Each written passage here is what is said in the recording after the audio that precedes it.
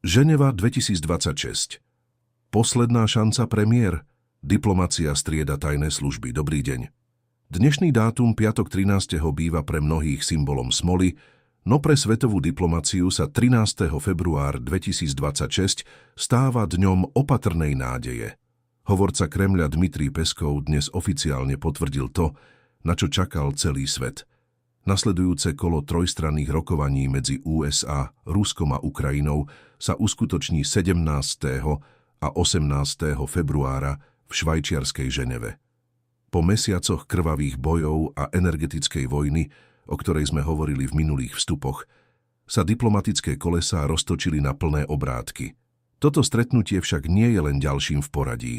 Zmena miesta a najmä zmena mien v delegáciách naznačuje, že od oťukávania prechádzame k tvrdému písaniu mierových dohôd.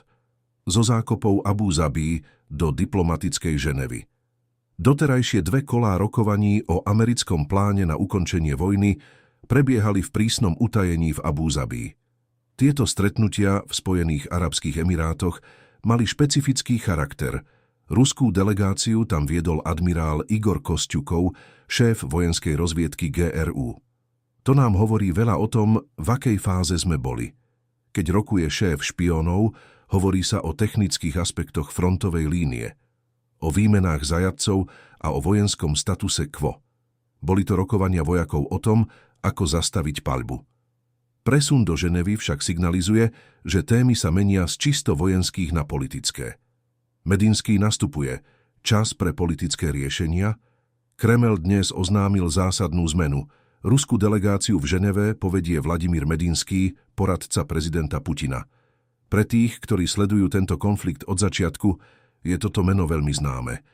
Medinský viedol ruskú delegáciu už v prvých týždňoch vojny v roku 2022 pri rokovaniach v Bielorusku a v Istanbule. Jeho návrat na scénu znamená jediné. Moskva vysiela politika, nie vojaka. Medinský je človek určený na formulovanie textov zmlúv, na diskusiu o suverenite, hraniciach a politických podmienkach mieru. Ak v Ženeve vedie delegáciu on, znamená to, že ruská strana je pripravená baviť sa o politickom urovnaní Trumpovho plánu, ktorý počíta s ukončením bojov do júna 2026. Čo je v stávke? Ženevský stôl 17. a 18. februára. Budúci týždeň sa v Ženeve stretnú tri pohľady na budúcnosť Európy. Americký pohľad. Administratíva Donalda Trumpa potrebuje rýchly výsledok.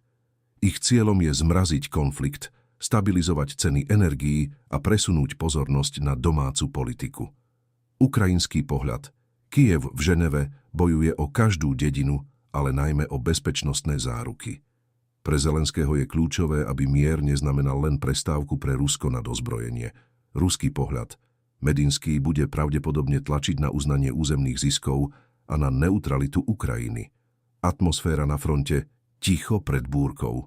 Zatiaľ, čo sa diplomati balia do Švajčiarska, situácia na ukrajinskom fronte zostáva kritická. Ako sme spomínali, extrémne mrazy a zničená infraštruktúra vytvárajú na Ukrajinu obrovský tlak, aby v Ženeve vyjednala aspoň dočasné prímerie. Rusko zasa cíti, že jún 2026, termín stanovený Spojenými štátmi, sa neúprosne blíži a ak dovtedy nepríde k dohode, hrozí masívna eskalácia americkej pomoci. Všetky oči sa teraz upierajú na budovu OSN v Ženeve.